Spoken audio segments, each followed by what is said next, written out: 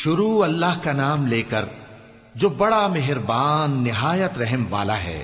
ہم نے نوح کو ان کی قوم کی طرف بھیجا کہ پیشتر اس کے کہ ان پر درد دینے والا عذاب واقع ہو اپنی قوم کو خبردار کر دو۔ انہوں نے کہا کہ بھائیو، میں تم کو کھلے طور پر خبردار کرتا ہوں کہ اللہ کی عبادت کرو اور اس سے ڈرو اور میرا کہا مانو، وہ تمہارے گناہ بخش دے گا اور موت کے وقت مقرر تک تم کو مہلت عطا کرے گا۔ جب اللہ کا مقرر کیا ہوا وقت آ جاتا ہے تو تاخیر نہیں کی جاتی، کاش تم جانتے ہوتے۔ جب لوگوں نے نہ مانا تو نوح نے اللہ سے عرض کی کہ پروردگار، میں اپنی قوم کو رات دن بلاتا رہا لیکن میرے بلانے سے وہ اور زیادہ گریز کرتے رہے۔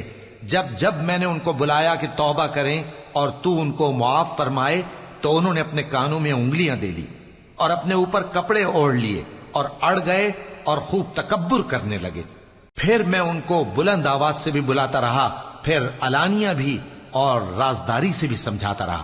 پھر میں نے کہا کہ اپنے پروردگار سے معافی مانگو کہ وہ بڑا معاف کرنے والا ہے۔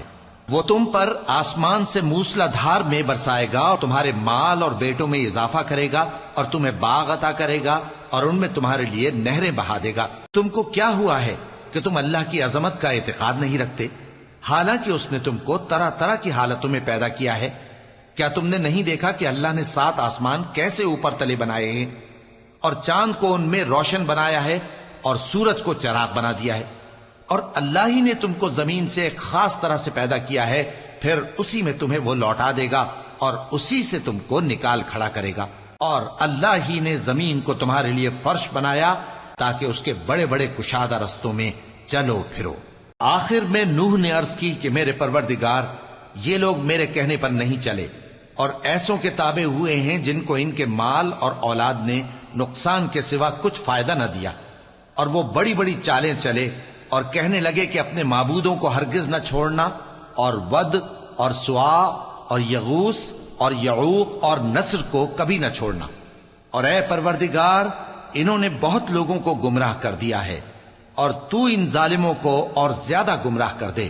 آخر وہ اپنے گناہوں کے سبب پہلے غرقاب کر دیے گئے، پھر آگ میں ڈال دیے گئے، تو انہوں نے اللہ کے سوا کسی کو اپنا مددگار نہ پایا۔ اور پھر نوح نے یہ دعا کی کہ میرے پروردگار، ان کافروں میں سے کسی کو زمین پر بستہ نہ رہنے دے، اگر تو ان کو رہنے دے گا تو یہ تیرے بندوں کو گمراہ کریں گے، اور ان سے جو اولاد ہوگی وہ بھی بدکار اور ناشکری ہوگی۔ اے میرے پروردگار، مجھ کو اور میرے ماں باپ کو اور جو ایمان لا کر میرے گھر میں آئے اس کو اور تمام ایمان والے مردوں اور ایمان والی عورتوں کو معاف فرما، اور ظالم لوگوں کے لیے اور زیادہ تباہی بڑھا۔